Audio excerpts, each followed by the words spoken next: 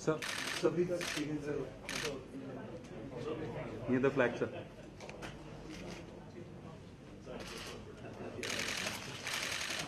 Oh, shit.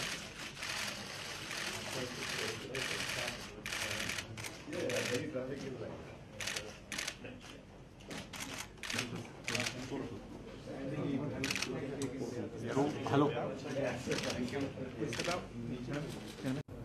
16 32 India, of course, has had its challenges in the last few years, from which we seem to have emerged, and now are positioned to take off at a much faster pace.